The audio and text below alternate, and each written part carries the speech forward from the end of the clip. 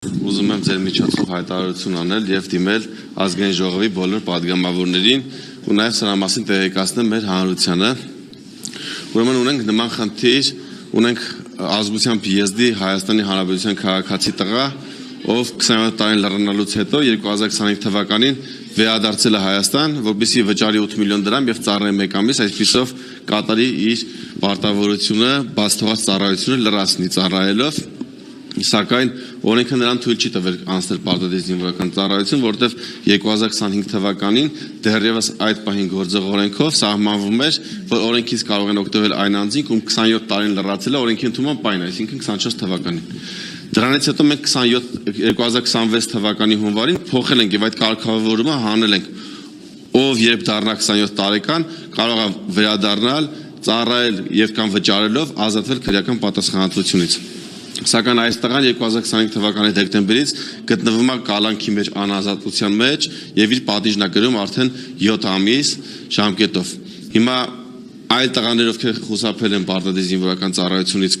իր նույն տարիքում գտնվող հնարավորություն ունեն վերադառնալ, վճարել կամ ծառայելով մարել իրենց պարտքը եւ չդատապարտվել, բայց այս տղան եւ նրա նման եւս 16 տղաներ չեն ունեցել հնարավորություն ծառայությունով մարելու իրենց պարտավորությունը եւ այսօր գտնվում են կալանքի մեջ անազատության վայրում։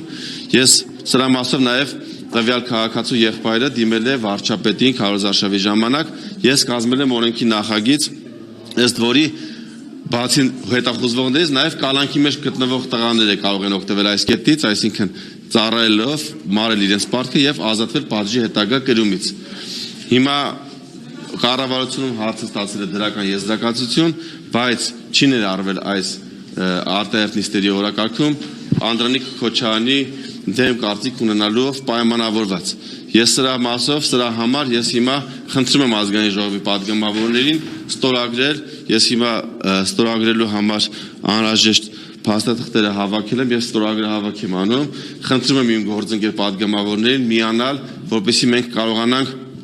արտահերթ նիստ անել այս հարցը քննարկելու համար մեր մյուս արտահերթ նիստը ավարտվելուց հետո, այսինքն վաղը մենք ունենք արտահերթ նիստ, դրա ավարտվելուց հետո եւս մեկ նիստ ունենք եւ այս հարցը լուծենք։ Սա հնարավորություն կտա մեր տղաներին, ովքեր 16 տղաներին, ովքեր այսօր գտնվում են անազատության մեջ, կոնկրետ այս տղան 6 ամիս, 7 ամիս ժամկետով արդեն անազատության մեջ է, կկարողանա ծառայությունով իր պարտքը մարել եւ այսպիսով ազատվել պատժի հետագա կրումից, ինչը նաեւ բխում է արդարության վերականգնման սկզբունքից եւ ինչու եմ սա համարում, որ պետք է արտահերթ արվի, որովհետեւ եթե չանենք արտահերթ, այս հարցը դուրս կմնա այս ազգային ժողովի օրակարգից եւ հնարավորություն չենք ունենա այն ընդունել։ Ես եւս մեկ անգամ խնդրում եմ եւ մեր քաղաքացիներին, ովքեր կողմ են եւ մարդասիրական թե պետական շահի առումով կողմ են նախագծին, խնդրեմ, որպեսզի տարածեն եւ ուղարկեն իրենց ծանոթ падգամավորներին, խնդրելով, որպեսզի նրանք նույնպես ստորագրեն եւ միանան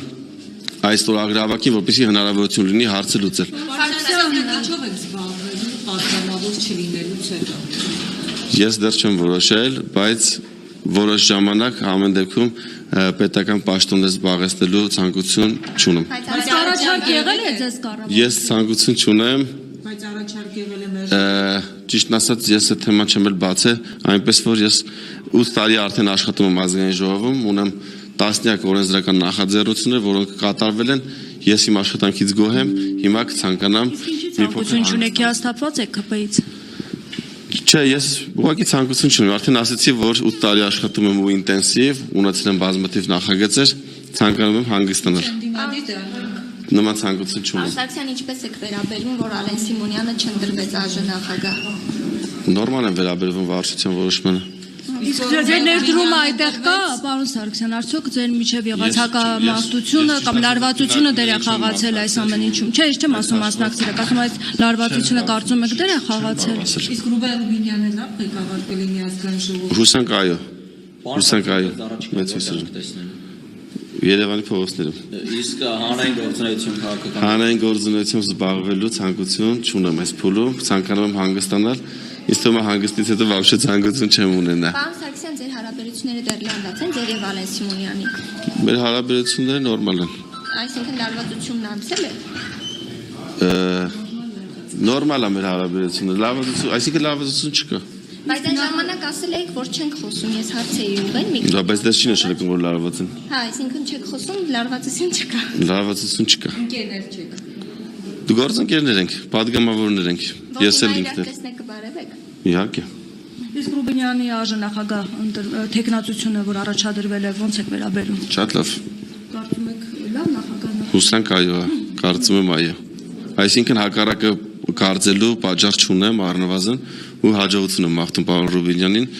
իշավ մեր պետության։ Սարգսյան, դուք ասում եք ոչ մի տեղ ինչ չեք տեսնելու, ես դադար եմ վերցնում ժամանակավորապես, քաղաքական դաշտում նկատի ունեմ, բայց ամեն դեպքում դուք նախաձեռնություններով եք հանդես գալիս, ասում եք բանակում լուրջ խնդիրներ կան, դուք ստանձնել եք այդ պարտավորությունը, ինչու այս դեպքում չեք ուզում ձեր ներդրումն ունենալ, ձեր խորհուրդները հաշվի չեն առնվում թիմի կողմից եւ վիրավորված եք այդ առումով։ Ունեցել, դա արել եմ, որքան հնարավոր է եղել դա անելու փակ դռների հետևում առանց հրապարակային, դա փորձել եմ անել ու բազմաթիվ խնդիրներ ստացվել են այդ ճանապարհով, այն բայց սկսած երբ ոչ հրապարակային սպառվել է արդյունքի հասնելու ճանապարհներն ու միջոցները, սկսել եմ դրա մասին բարձրաձայնել, որպեսզի գոնե դրանից հետո մեր գործընկերները իրար գան ու որևէ գործ անեն մեր ժողովրդի համար։ Եղել է հարցեր, որ լուծվել է հրապարակելուց հետո, եղել են հարցեր, որ ցավոք մինչև այս պահ չեն լուծվել։ Ձեր առաջարկությունները, որոնք բարբերաբար ներկայացնում եք նաև սպասների տեսքով, արձագանքներ կան այս Օրինակ կազինոների ինքնարգելափակման միջոցի օրենքը գիտեք ընդունվել է, մոտորերս այն արդեն կգործի, հազարավոր քաղաքացիներ ովքեր կործանվում են պարտքերի մեջ են, ինձ ամեն օր նամակներ են գրում, ճիշտն ասած ու ասում են սպասում ենք այդ օրենքը երբ է գործելու, ասում եմ խի չեք դադարեցնում խաղալ, ասում են չենք կարողանում, վարակված ենք այդ մոլուցկով տարեքն է ինքը իրականում հիվանդություն է ու սպասում են այդ օրենքի կիրառման, այսինքն կապը քաղաքացիների հետ պահում եմ կշարունակեմ պահել, հետ օրենսդրական մոնիտորինգը իմ օրենքների հետ կապված կանեմ ու եթե կարիք լինի ընթացս իմ գործընկերներին ու падգամավորներին ազգային ժողովի կփորձեմ իմ խորհուրդներով օգնել իշահ մեր ժողովրդի